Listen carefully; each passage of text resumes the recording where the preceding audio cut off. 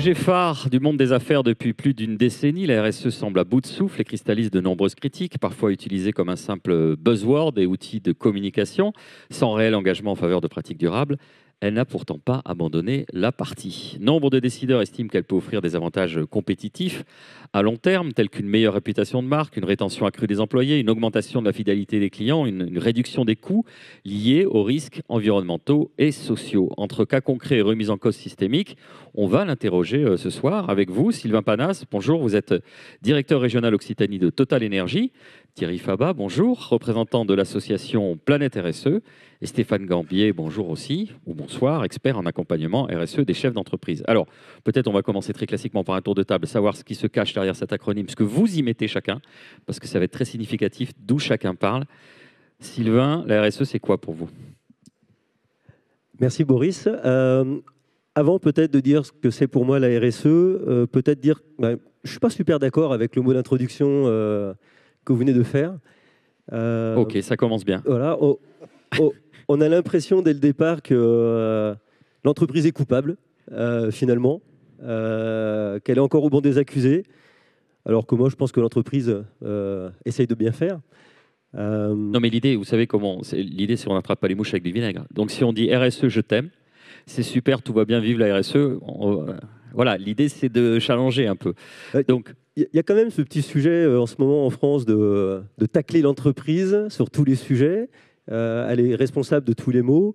Or, moi, je pense qu'une entreprise sur un territoire, aujourd'hui, elle va apporter du lien social, de la valeur, de l'argent, de l'emploi, du dynamisme, et puis une communauté. Enfin, une entreprise sur un territoire, c'est des enfants, après, c'est des écoles, c'est une famille, c'est tout ça. Et puis finalement, rien que par le fait d'exister, l'entreprise fait de la RSE, finalement. Et déjà, de se poser la question dans l'introduction comme ça, est-ce que c'est du greenwashing, est-ce que c'est du truckwashing? Non, quoi, en fait. L'entreprise, par le fait d'exister, elle est RSE. On va en discuter. Thierry, de votre côté, alors, quand on vous demande ça, vous êtes habitué avec l'association Planète RSE, mais... Oui, bien sûr. Il peut y avoir deux axes. Il peut y avoir très social ou l'axe très environnemental ou les deux, mon général. Mais même tous ensemble, parce que ce que nous essayons de dire avec Planète RSE, de faire de la pédagogie, c'est pour nous la RSE, c'est très dérivé. D'ailleurs, je vais rejoindre sans doute Stéphane, ou Stéphane va me rejoindre. Le côté performance globale, qui est un terme qui vient du CJD, Centre Jeunes Dirigeants, depuis fort longtemps, dans le mouvement dans lequel j'ai été, quelque part dans lequel j'ai réussi à basculer sur ces sujets plutôt RSE, c'est arriver à trouver le bon équilibre entre la performance économique qui est indispensable, on est bien d'accord, surtout des entreprises privées classiques, la performance sociale, sociétale et environnementale. Donc c'est l'ensemble de ces quatre niveaux, quatre dimensions qu'il faut arriver à trouver le bon équilibre. Et cet équilibre, il est clairement différent suivant qui vous êtes, avec quelle est l'entreprise, sa maturité, son positionnement. Donc, je rejoins assez Sylvain. Il me semble, alors en particulier au niveau des PME, qui sont les publics, les entreprises qui nous intéressent sur le sujet RSE, entreprises qui, pour la RSE, historiquement, ne se sont pas senties concernées dans un premier temps. La RSE est arrivée en France, je me permets de le dire, sous l'angle assez normatif, grande entreprise. Donc les PME se sont senties très peu concernées. Mais quand on regarde avec elles leurs pratiques et tout, là je rejoins tout avec Sylvain, ce sont des choses tout à fait normales pour une entreprise de se soucier des salariés, de se soucier de son environnement, de ses parties prenantes. Voilà. Donc nous, on est surtout là pour permettre aux PME, voire aux ETI, de se rendre compte que tout ça, aujourd'hui, s'appelle la RSE, que ça rentre dans certaines cases. Il y a une certaine façon de le présenter pour rentrer dans les radars de ceux que ça intéresse. Ils sont plus nombreux aujourd'hui, y compris les financiers. Mais la plupart du temps, ils ne font que découvrir des pratiques qu'ils ont déjà au niveau des entreprises, avec bien sûr des impératifs d'amélioration, mais on n'est pas dans des univers complètement éloignés de la réalité classique, habituelle des entreprises. Stéphane. Oui, moi je reviens un petit peu sur la partie RSE. C'est vrai qu'on assimile souvent le E à environnement et c'est loin d'être ça. Ça en fait partie, bien évidemment, mais c'est de la responsabilité sociétale, de la responsabilité sociale, c'est de la parité, c'est de l'inclusion, c'est la place de l'entreprise sur son territoire. Et en fait, la RSE, c'est ça, c'est une valeur cérébrale presque de l'entreprise, c'est sa colonne vertébrale, c'est pas une fonction. La RSE, elle impacte directement toutes les fonctions de de l'entreprise, on pourra peut-être y revenir tout à l'heure, mais elle va impacter la logistique, les achats responsables.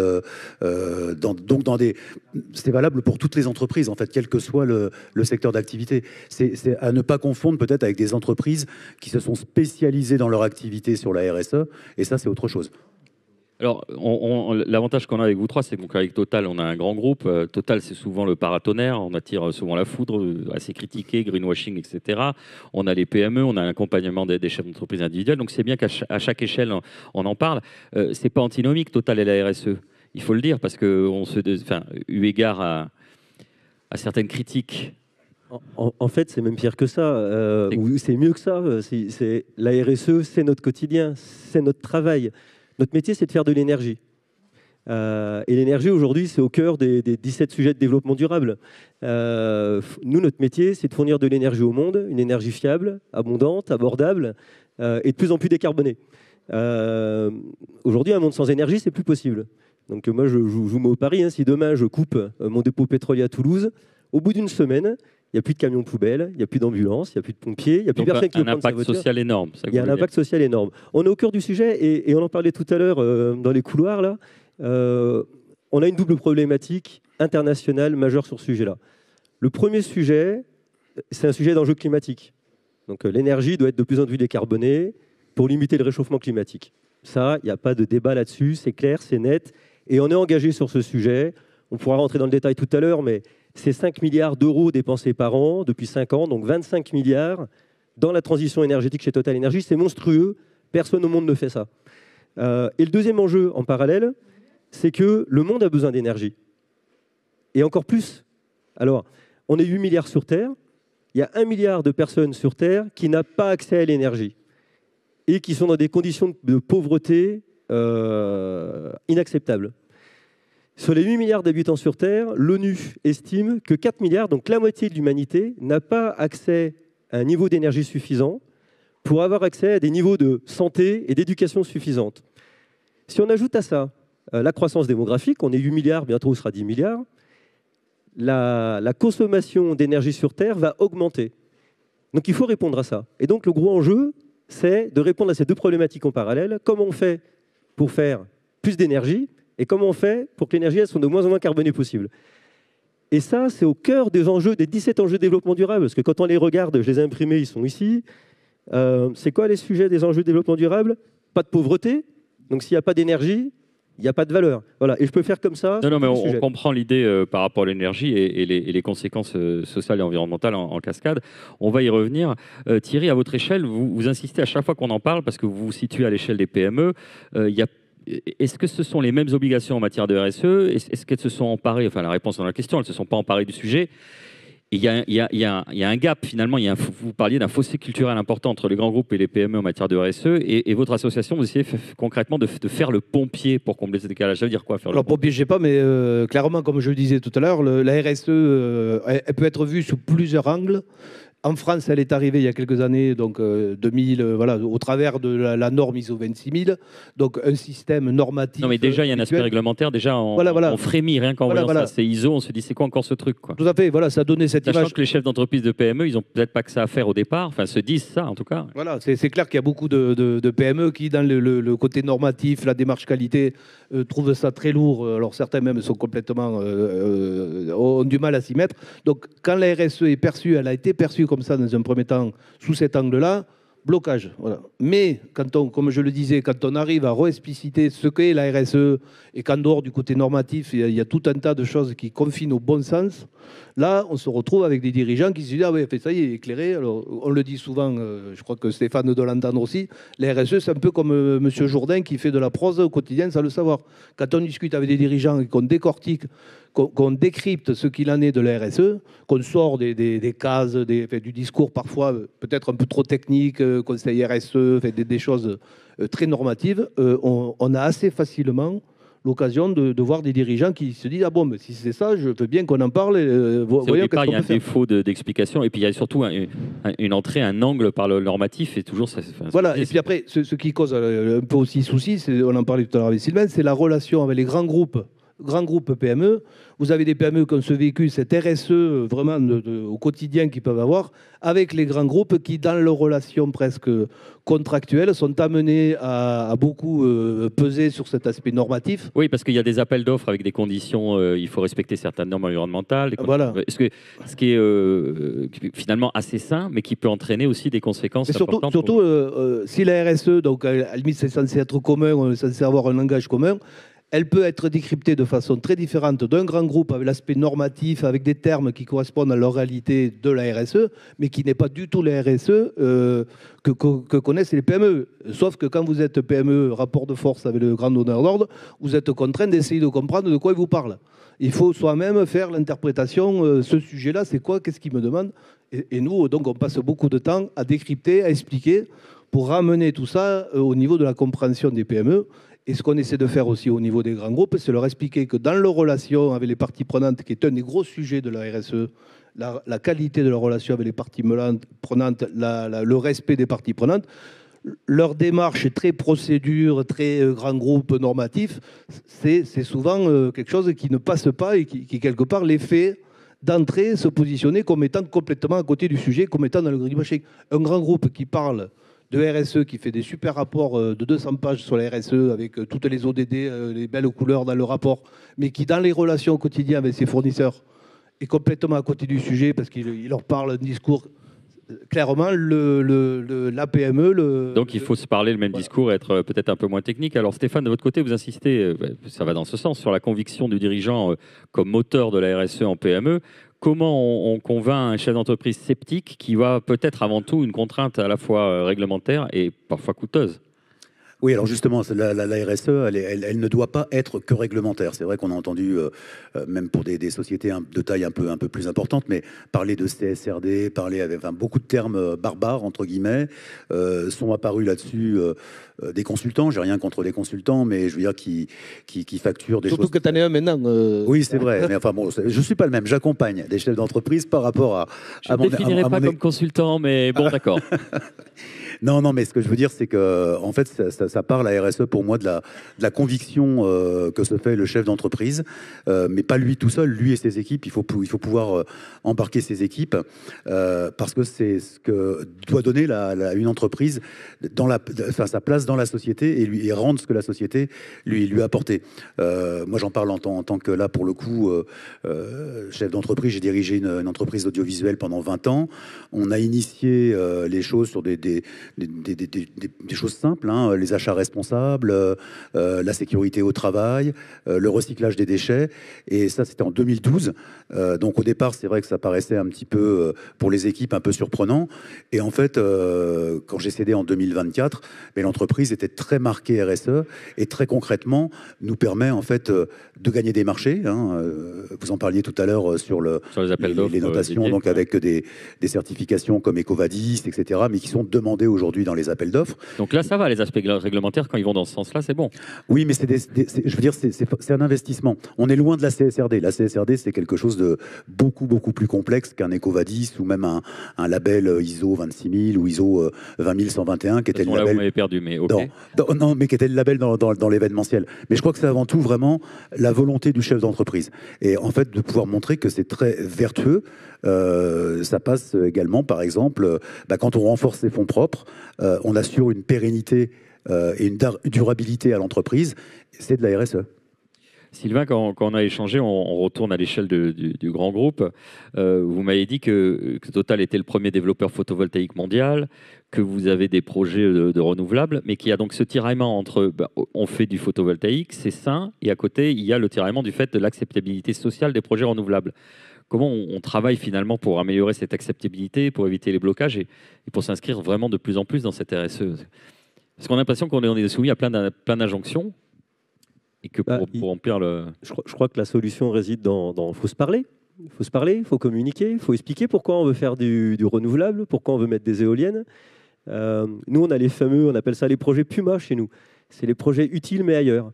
C'est-à-dire que tous les Français sont OK pour avoir... Not in my backyard, c'est non, ça. Il n'est pas dans mon et donc jardin. c'est Puma, ouais, voilà.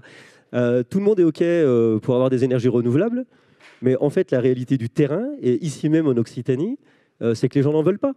C'est-à-dire que dès qu'on a un projet quelque part d'une ferme solaire ou d'une ferme éolienne, on a des recours sur tous les projets. C'est-à-dire qu'il y a toujours monsieur ou madame Michu quelque part dans le village qui disent « Ah non, non, non, moi je ne veux pas de ça chez moi ». Donc, mais ça se règle en parlant, en communiquant et en expliquant aux gens pourquoi on le fait. Aujourd'hui, notre enjeu, ça a été dit tout à l'heure, c'est de remplacer les énergies fossiles par les énergies renouvelables. Il y a du boulot, parce que vous m'avez dit aussi que 65% de l'énergie française provient encore du pétrole et du gaz. Oui, c'est ça. Aujourd'hui, la consommation d'énergie en France, c'est 25% d'électricité, donc qui est plutôt décarbonée, parce que c'est essentiellement du nucléaire et de l'hydraulique. Donc ça, c'est chouette. Après, il y a 10% de réseaux de chaleur issus des usines d'incinération ou de géothermie, des choses comme ça. Et tout le reste, 65%, c'est du carburant et du gaz. Nous, l'enjeu, c'est de sortir de ça et de faire du renouvelable, de l'électricité renouvelable. Seulement, ça veut dire qu'il faut en mettre partout. Hein. Quand on sait qu'un litre d'essence, c'est un terrain de foot recouvert de panneaux photovoltaïques éclairés pendant 1 heure, il en faut des terrains de foot de panneaux photovoltaïques.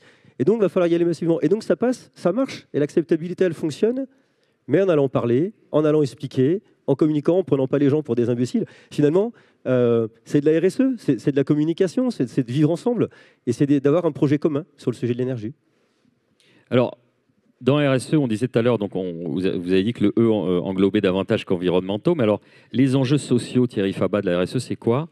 Et pourquoi c'est important finalement de s'y intéresser? Et voilà, on va sortir un peu du côté technique, de dire voilà ce qu'on peut améliorer, voilà comment on va se sentir mieux dans l'entreprise, avoir un impact sur l'environnement. Clairement, aujourd'hui d'ailleurs c'est un des points, bien sûr tout ce qui est énergie, climat, ce sont des sujets qui sont devenus omniprésents, on n'échappe pas à des efforts, enfin au moins se positionner, prendre en considération ces enjeux, mais le social, aujourd'hui des questions de recrutement, de fidélisation, d'engagement des équipes, voilà, c'est tout un tas de sujets qui sont quand même assez sensibles pour beaucoup d'entreprises, alors plus ou moins fortement suivant les secteurs, mais là aussi on redécouvre que la responsabilité sociétale avec ces aspects orientés vers le social, vers la relation avec les salariés, ça peut amener un plus au niveau de l'entreprise, que c'est vraiment pas neutre, et de plus en plus de directions RH qui, il faut le dire, pendant quelques années se sentaient un peu éloignées de ces sujets, ou alors vraiment sur des choses très presque sociétales, presque la relation aux personnes en situation de handicap,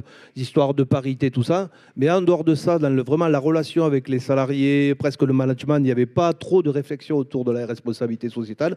Aujourd'hui, tout ça est en train de, comme le disait Stéphane, en fait, dans toutes les fonctions de l'entreprise, la RSE a une certaine traduction. Et nous, ça fait longtemps qu'on défend le fait que toutes les fonctions de l'entreprise doivent s'accrocher à la RSE pour qu'il y ait cette cohérence globale. Et aujourd'hui, vu les problématiques d'engagement, recrutement et tout, c'est vraiment quelque chose qui a pris une forte importance dans la plupart des entreprises, y compris les PME. Et pour illustrer cela, vous avez, Stéphane, dans votre entreprise, constaté une forte réduction du turnover grâce à la RSE, notamment post-Covid.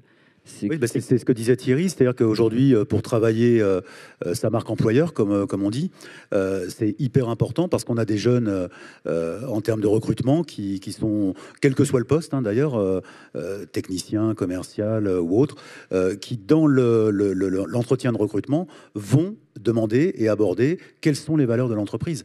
Donc on le sent vraiment. Et quand on travaille tous ensemble sur les sujets dont j'ai parlé tout à l'heure, mais aussi sur l'inclusion, par exemple, on a adhéré, nous, à une association qui crée des passerelles, en fait, entre le monde associatif, là où c'est compliqué, l'insertion, en fait, avec les collaborateurs. Donc, on organisait des maraudes, des entretiens de recrutement pour des primo-accédants en France, etc. Mais tout ça, ça mobilise et ça motive. Alors, je vais vous poser une question à tous les trois, parce que c'est quelque chose qui m'a frappé à l'époque de Danone. Emmanuel Faber, on le sait, avait beaucoup d'ambition. On a eu cette notion d'entreprise à mission. Voilà. Et ce cas où, finalement, il a essayé de mettre en sachet Danone et il s'est fait virer, ça illustre un peu les tensions entre l'ambition RSE et la performance financière. Est-ce qu'une entreprise, on va dire une entreprise cotée, peut réellement mener une politique RSE ambitieuse sans être sanctionnée par les marchés? Pour tous les trois. Et on commence avec vous, Sylvain. Oui. Merci. Thierry, non, on va laisser Sylvain développer. J'imagine. Non, mais il n'y a pas de débat. Au-delà de la marque employeur et tous ces sujets-là... Oui, mais là, je me fais comme d'habitude l'avocat du diable. Le but d'une entreprise, c'est de réaliser du profit. On est d'accord avec ça. Mais faire de la RSE, c'est rentable. Avoir moins de turnover, c'est rentable. Être bien avec ses parties prenantes, Moi, si je mets 6 ans pour développer un projet photovoltaïque au lieu de 10, parce que je m'entends bien avec mes parties prenantes, parce que j'ai fait de la RSE, je gagne de l'argent. Donc en fait, faire de la RSE, c'est rentable. Ça a de la valeur ajoutée pour l'entreprise, pour son environnement, pour ses parties prenantes, pour tout le monde. Il n'y a aucun doute. Il n'y a aucun doute. Et Total Energy le met en valeur, mais au quotidien. Thierry. Oui, tout à fait. Moi, je suis tout à fait d'accord. Le petit problème, le petit bémol, c'est qu'au niveau de la comptabilité, les règles comptables, tout ça, empêchent d'enregistrer. Il y a un décalage entre ce que sont les réalités d'aujourd'hui et la capacité de la comptabilité à en rendre compte. Il y a de gros débats là-dessus, la triple comptabilité, la comptabilité environnementale. Aujourd'hui, parfois... C'est pas valorisé, c'est ça que vous dites? Mais voilà, c'est pas pris en compte. Il y a des externalités qui continuent à être supportées par les parties prenantes. L'entreprise n'a pas à supporter le coût de ces externalités, alors qu'aujourd'hui, elles sont quand même elles sont connues. Tout ça, il y a un besoin d'évoluer pour que justement ces calculs de rentabilité soient encore plus, mettent encore plus en évidence le fait qu'avoir une démarche de responsabilité, c'est rentable. Voilà, il n'y a pas de raison. Le ROI, aujourd'hui, je discute souvent avec des assureurs, quand on sait ce Le que retour coûte... sur investissement. Voilà, le retour sur investissement, quand on sait les risques climat, l'adaptation, tous ces sujets, une entreprise qui a un projet qui prend en compte l'adaptation et celle qui ne prend pas en compte l'adaptation, aujourd'hui, malheureusement, un DAF, enfin, un directeur administratif et financier ou un banquier qui n'est pas trop renseigné sur ces sujets, risque de mettre en avant une meilleure rentabilité du projet qui ne prend pas en compte l'adaptation. Voilà, alors que les risques sont connus. On est j'espère, à quelques années, quelques mois, que ce risque-là soit mieux pris en compte par les financiers, que ça change le calcul, je dirais presque bêtement. Meilleur niveau de risque, meilleure garantie. Je vais prendre en compte le sujet, le projet qui est respectueux de l'adaptation, s'occupe de ça. Donc on a encore sur certains sujets, dans certains domaines, ce décalage qui pénalise le fait qu'on voit bien la rentabilité de la RSE.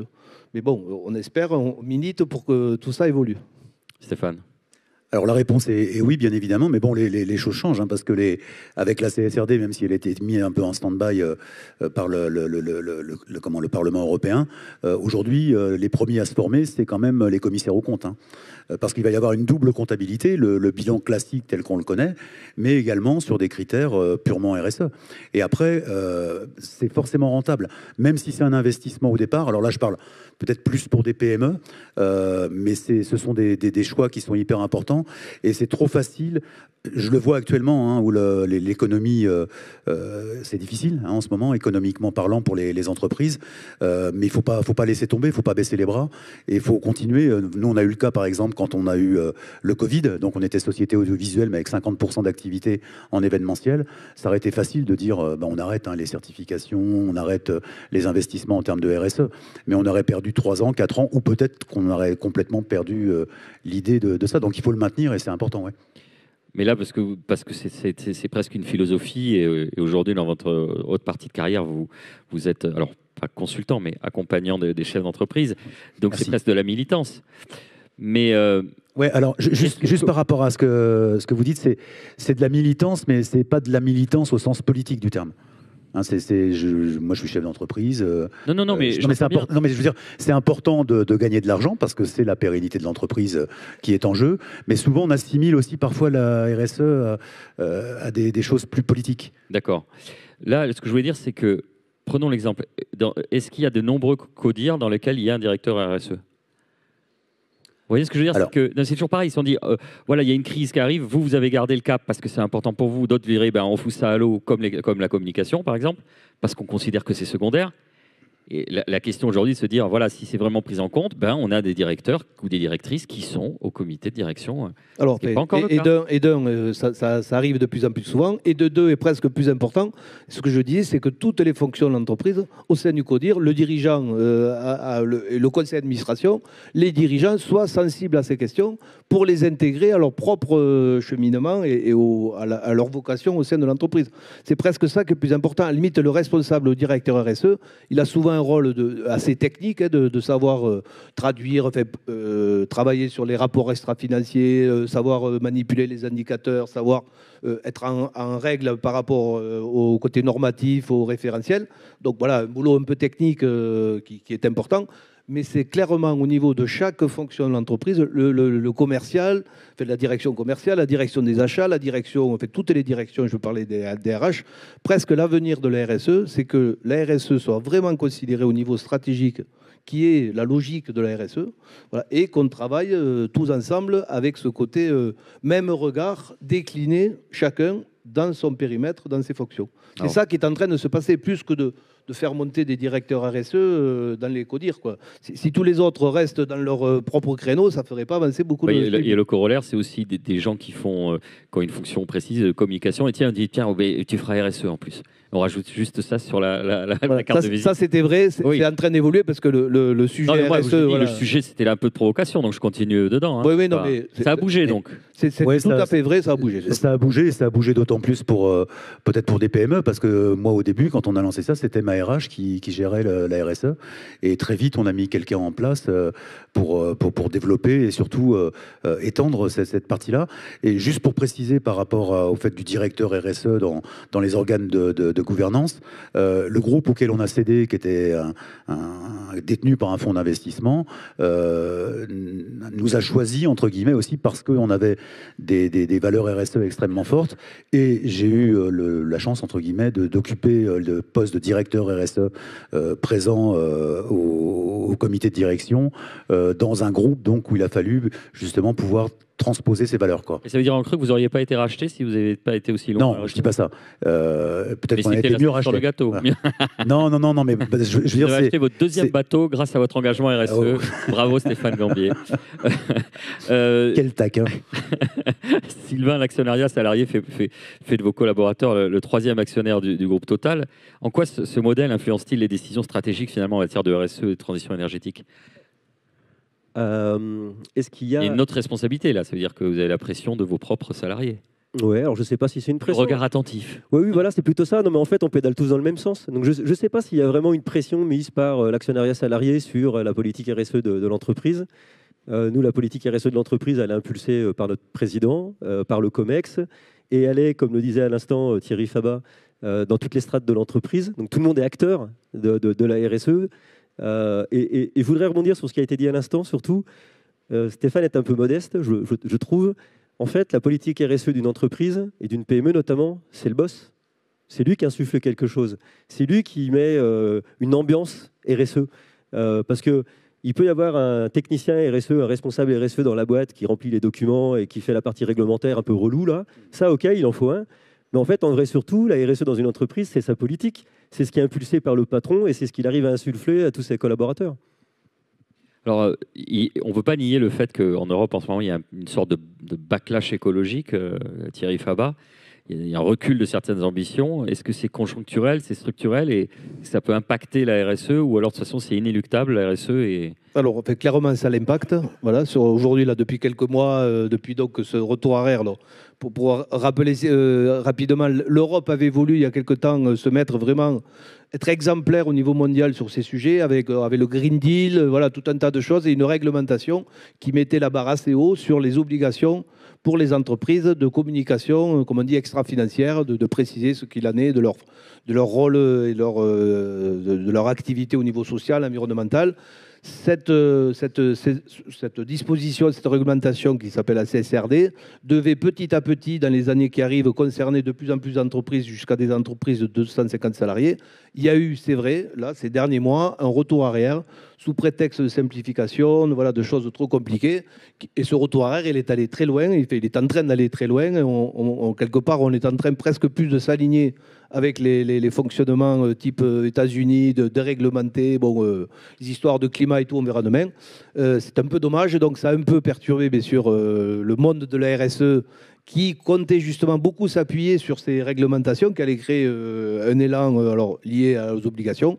Ce qu'on peut dire, c'est que malgré cette période un peu de refroidissement au niveau de ce qui se passe, nous, sur le terrain, on pense que ça va à la limite éclairer un peu le terrain. Les entreprises qui étaient tentées d'aller vers la RSE, surtout pour des raisons purement réglementaires ou obligatoires, elles ne sont plus obligées d'y aller.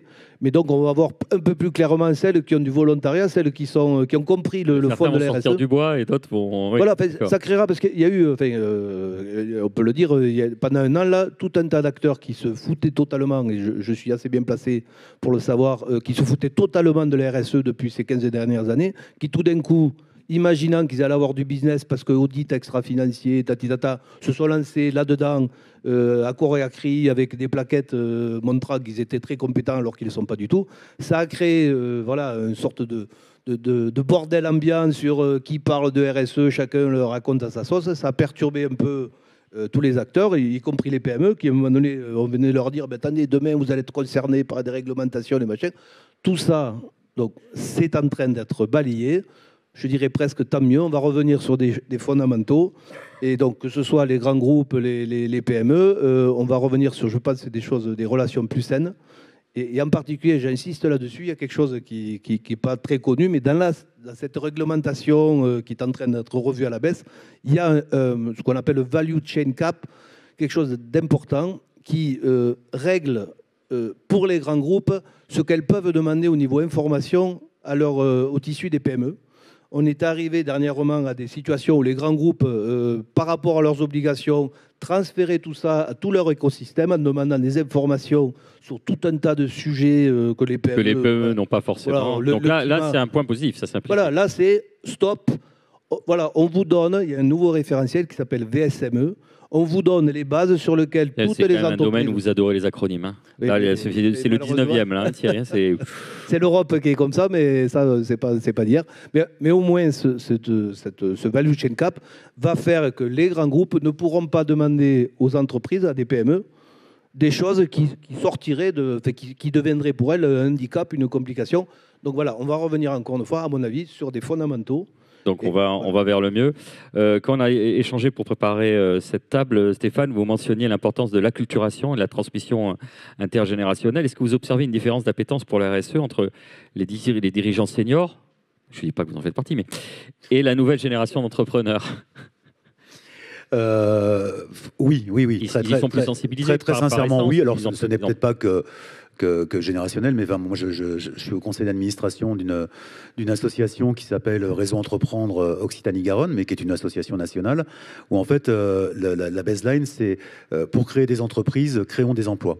Et en fait aujourd'hui on a mis dans nos 5 questions majeures lors des comités d'engagement la raison d'être en fait de l'entreprise, et je le vois puisqu'on est 270 adhérents chefs d'entreprise de toute taille à Toulouse par exemple.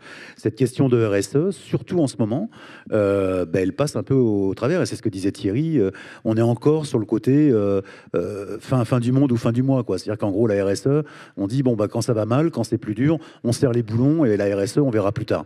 Et je crois que ça c'est une erreur fondamentale. Donc pour répondre à votre question, il y a quand même un côté générationnel qui existe, oui, c'est certain. Par exemple, au niveau des candidats, les candidats qu'on reçoit à Réseau Entreprendre, ils sont beaucoup plus sensibilisés que les membres eux-mêmes. Le monde des startups, aujourd'hui, moi pendant des années, je m'intéressais à ce qui se passait dans les startups, l'accompagnement, les incubateurs, le sujet RSE, on me disait, on verra, déjà ils ont bien assez de boulot, ils s'occuperont de ça demain. Aujourd'hui, une startup qui n'intègre pas tout de suite ces sujets-là, elle passe pas la rampe, quoi. Elle n'arrive pas à avoir de financement, quoi que ce soit. Sur les actions, Sylvain, là aussi quand on a échangé, vous me disiez que vous mainteniez des stations-service en zone rurale qui ne sont pas rentables. Donc ça fait partie quand même de se dire, on a quand même une mission, alors c'est peut-être un grand mot de dire de service public, mais de dire maintenir des choses qui sont en apparence pas rentables, mais pour maintenir du lien, du tissu. Et... Oui, c'est ça, c'est de la RSE. On fait pas mal de choses sur ces sujets-là. Alors, lié à notre métier directement, notre premier métier, on l'a dit tout à l'heure, c'est d'assurer la sécurité énergétique de la région quand même. Si nous, on ne travaille pas, il n'y a plus d'énergie. Donc, c'est de la RSE. Donc, notre première mission RSE, c'est celle-là. La seconde, c'est de décarboner le mix énergétique de la région. Donc, on a différentes actions. Donc, on fait des biocarburants qui alimentent les avions aujourd'hui.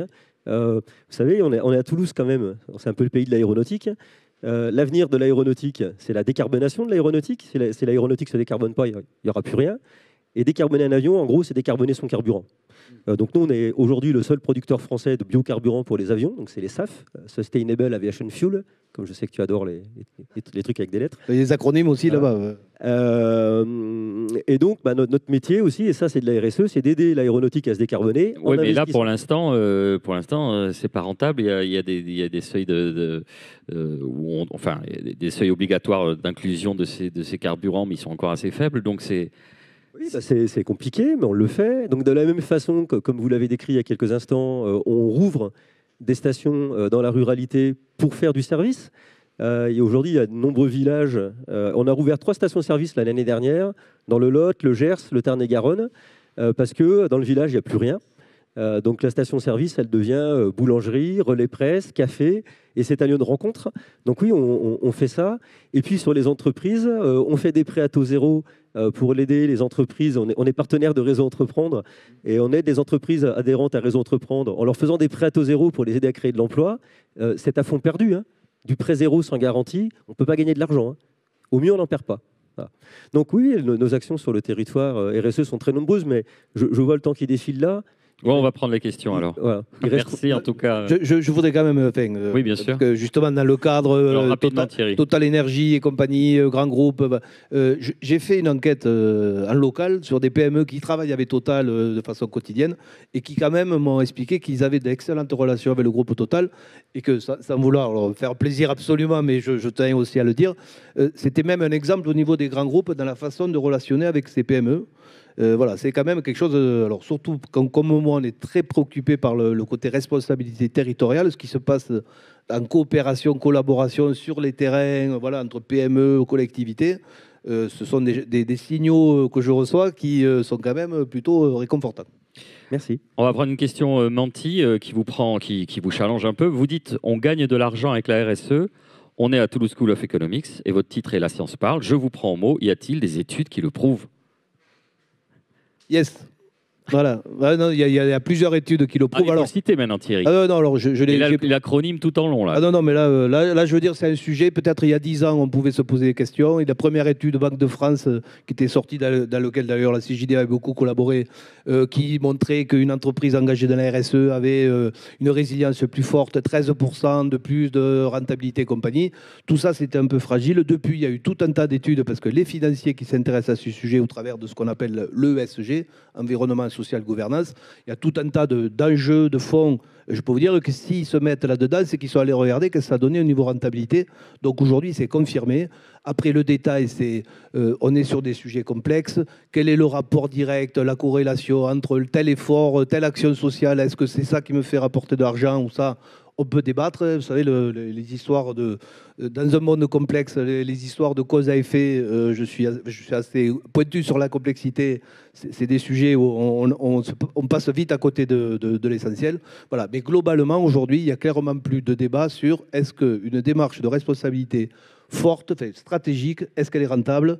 Oui. Profitable? Oui. Est-ce que c'est favorable au niveau de la résilience de l'entreprise? Oui. La Banque de France le confirme. Est-ce que la RSE va-t-elle être dépassée par les sociétés à mission? La société à mission, c'est une extension, c'est un prolongement avec un cadre juridique de la RSE, la responsabilité sociétale. Loi Pacte, voilà, c'est les 3 étages de la loi Pacte. Premier étage obligatoire, prendre en considération les enjeux socio-environnementaux. L'article 1833, Code civil modifié pour que toutes les entreprises... Non, mais ça, c'est le b.a.-ba de ceux qui suivent c'est la base, évidemment. Ça montre le fait que je suis un BOC. Voilà. Deuxième étage, option, ceux qui veulent, les entreprises qui souhaitent intégrer dans leur statut une raison d'être pour marquer le fait que justement leur objectif, leur seule finalité, c'est pas de dégager du profit pour les actionnaires, elles peuvent le faire, donc ça s'appelle la raison d'être. Et le troisième étage, la volontaire aussi, c'est pour les entreprises qui considèrent qu'elles ont une ou des missions à rendre, elles peuvent demander la qualité de société à mission. Elles vont mettre la raison d'être dans leur statut, elles acceptent d'être contrôlées régulièrement sur le fait qu'elles réalisent bien cette mission et elles ont un comité de mission particulier qui est chargé de s'assurer que tout ça tient la route avec des indicateurs, que ce n'est pas du greenwashing version société à mission. Alors, ça peut paraître un peu compliqué parce que à t'entendre, traduction de Stéphane Gambier. Non, ça paraît un peu compliqué, mais je crois que la RSE, c'est surtout effectivement du formalisme. C'est-à-dire qu'il y a beaucoup de chefs d'entreprise qui font de la RSE sans le savoir, et il faut formaliser en fait. Mais c'est pas toujours, enfin petit à petit, parce que ça se fait pas du jour au lendemain, toujours aussi compliqué voilà, qu'on pourrait le croire. Une dernière question pour vous, Stéphane, justement. Peut-on dire que pour être un bon ambassadeur RSE, il faut nécessairement avoir été chef d'entreprise? Alors, moi, je dirais oui.